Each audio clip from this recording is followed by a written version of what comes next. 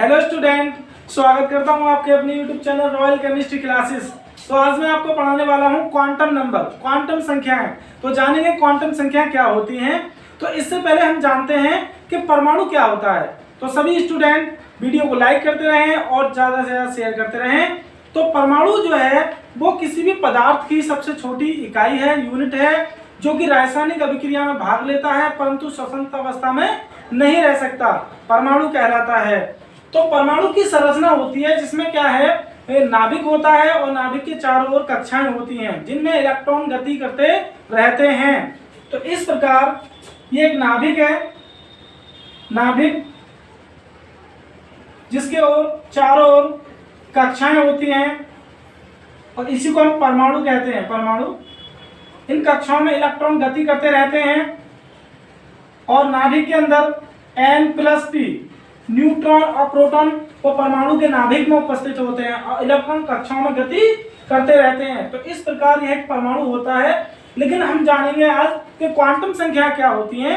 तो क्वांटम संख्याएं जो हैं वो परमाणु में इलेक्ट्रॉन की गति, उसकी अवस्था, उसकी स्थिति, दिशा व उसके चक्रण को बताने वाली संख्याएं होती हैं कि परमाणु के अंदर इलेक्ट्रॉन किस स्थिति में चक्रण करता है तथा उसका वेग क्या होता है, उसकी गति क्या होती है तथा इलेक्ट्रॉन की दिशा क्या होती है। तो परमाणु में इलेक्ट्रॉन की गति, दिशा व स्थिति व चक्रणों को बताने के लिए जिन संख्याओं का हम प्रयोग करते हैं उन संख्याओं को हम बोलते हैं क्वांटम संख्याएं।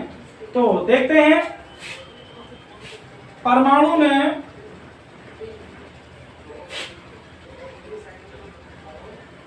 इलेक्ट्रॉन की गति, स्थिति, वेग, दिशा, ऊर्जा तथा चक्रण का पता लगाने के लिए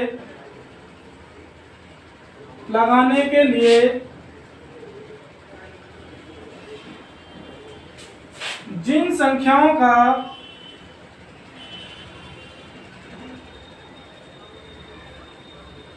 प्रयोग होता है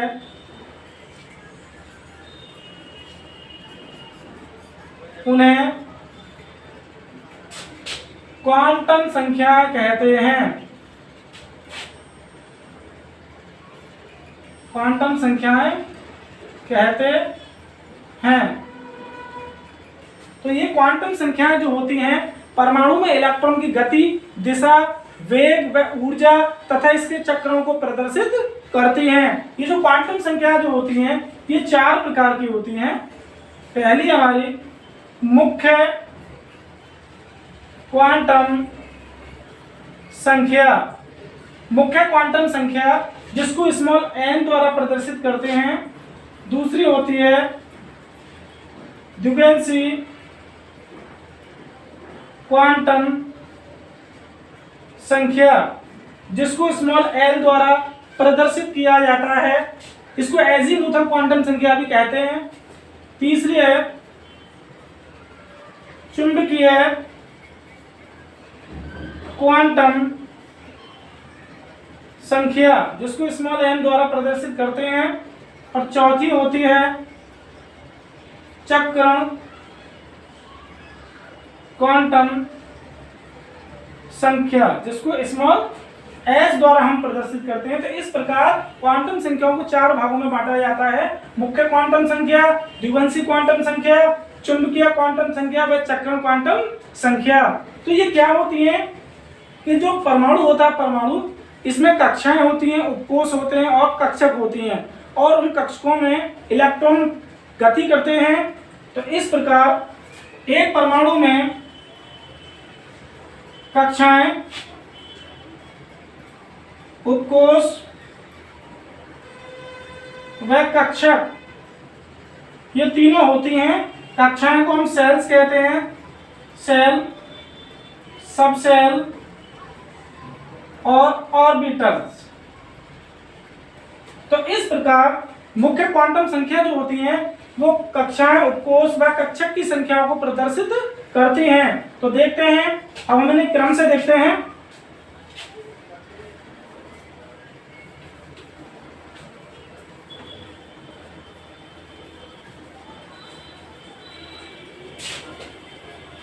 तो इसी क्रम में हम फर्स्ट लेते हैं मुख्य क्वांटम संख्या।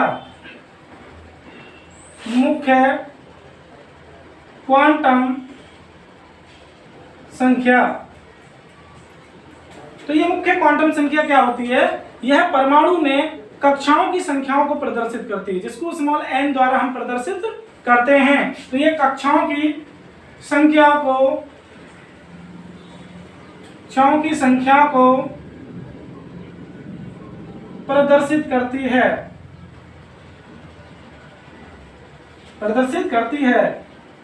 इसे स्मॉल n द्वारा प्रदर्शित करते हैं। तो ये मुख्य क्वांटम संख्या कक्षाओं को प्रदर्शित करती है।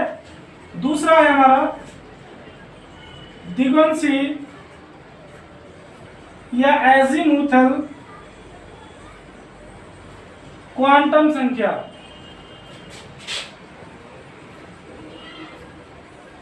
तो द्विगुणसी क्वांटम संख्या जो होती है वो परमाणु में उपकोषों की संख्याओं को प्रदर्शित करती है। जो उपकोष होते हैं उनकी संख्याओं को प्रदर्शित करती है। उपकोषों की संख्याओं को प्रदर्शित करती है। इसे हम L द्वारा प्रदर्शित करते हैं। तो द्विगुणसी क्वांटम संख्या होती है उसको हम L द्वारा प्रदर्शित करते हैं। तीसरी होती है हमारी चुंबकीय क्वांटम संख्या।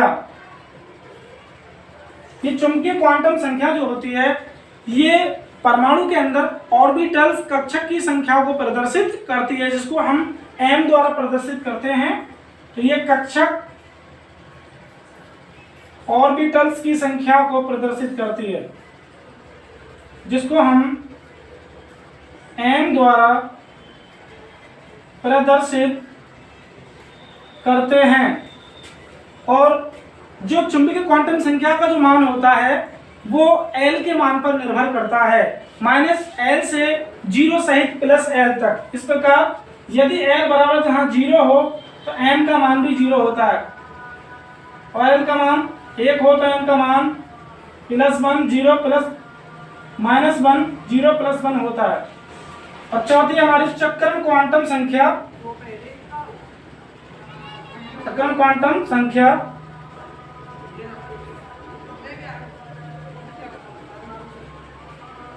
चक्रण क्वांटम संख्या।